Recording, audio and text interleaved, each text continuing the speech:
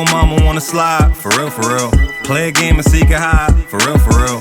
Any day you could ride, for real, for real. Got my niggas outside and they kill it well. What up? It's your boy Touchmoney C's, and today I'm getting interviewed by Tony Robles. Chill. Touchmoney C is a rapper from Upstate New York, Schenectady to be exact. I'm biracial, African American, and Latino descent. You know what I mean? Yeah, from the streets of New York, upstate, baby. What makes me different is because I'm bringing lyricism back, but I'm doing it in a new school form. A lot of people that do lyricism like me, they sound like they're back in the 90s. I'm bringing lyricism in a modern format, if that makes any sense. And a lot of people are adapting to it because they're like, hold up, we don't really get lyrics nowadays. And it's actually in a bouncy form to where I can actually bump it. Like, they're calling my shit slappers, you know what I'm saying? So, yeah, I'm bringing flow, style, delivery, and I'm bringing swag rap back, you know what I'm saying? My supporters would describe me as one of the few lyricists we got left for this era. Last of a dying breed, to be exact. Like, they would describe me as a fly, flashy kid from the hood that could tell stories and that really can put the pen to the pad and really flow and is believable. Yeah, I'm bringing that shit back. A motivational quote I always tell people is that just because somebody else acts weird, don't let that stop you from being your normal self. A lot of people will throw you off your game and try to make you weird because they're weird. I feel like my biggest achievement so far is doing a song and video with Godson. That was one of my favorite artists growing up. He definitely gave me a lot of advice when he was alive. Definitely threw me a lot of plugs. Networked with me with a few people. He was a good soul, man, and I feel like that's definitely a good trophy I could throw up on the shelf. I did something with Godson. Usually I write about wherever I feel like the beat is taking me. I usually write about my experiences. Of course, it's a little exaggeration as far as being a rapper goes, but I would say 90% of the music is me, the 10% of exaggeration. My biggest challenge as a rapper upstate New York is trying to get out the box. You know what I'm saying? It's a very small market out here. We get overlooked.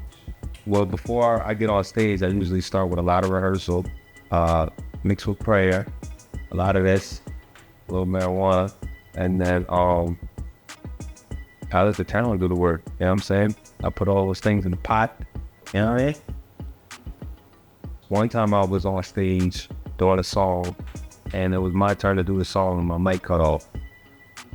And I thought the mic was low, so I was performing for at least 35 seconds, 40 seconds. And it's just nothing. It's just me rapping, only I can hear it. And everybody's looking at me. And I'm wondering why they're looking at me. I'm thinking my song is trash, but they can't even hear the song. You know what I'm saying? So that was an embarrassing moment for me. Yeah, I remember when I met J.I.D., J. Cole's artist. He had just got signed to J. Cole. We had to the show in Manhattan. I had opened up for him. And then he had went on. And then he's a dope dude. He came out to the crowd and was mingling everybody. He took pictures with me. He was giving me advice and shit. And I was like, yeah, man, I love your stuff. You next up. And he was like, next up? I'm next now, my nigga. I was like, okay. So I think that was a little embarrassing moment because I wasn't trying to play him. I don't think he thought I was trying to play him, but he kind of played off of it and all that. Yeah, I mean, I feel like the audience upstate has gotten more receptive to music over the past couple of years. I'm from an era where you wouldn't get bumped upstate if you're from upstate. We only fucked with out-of-towners. I feel like nowadays a lot of the younger crowd are getting behind the artists that they like. They're kind of following them and putting a little fan club together, and I think it's dope. You know what I'm saying? So definitely, yeah, I think it's more receptive now than it was. Well, I just locked in with new management. Right now, me and Don Q have the same manager. So shout out to my management team. And I got with Cookie, the HBIC. That's a new artist I just signed to my label, Touchmoney Militia Music Group. And Nroyy, we doing us. Touchmoney Militia Spliffy Gang.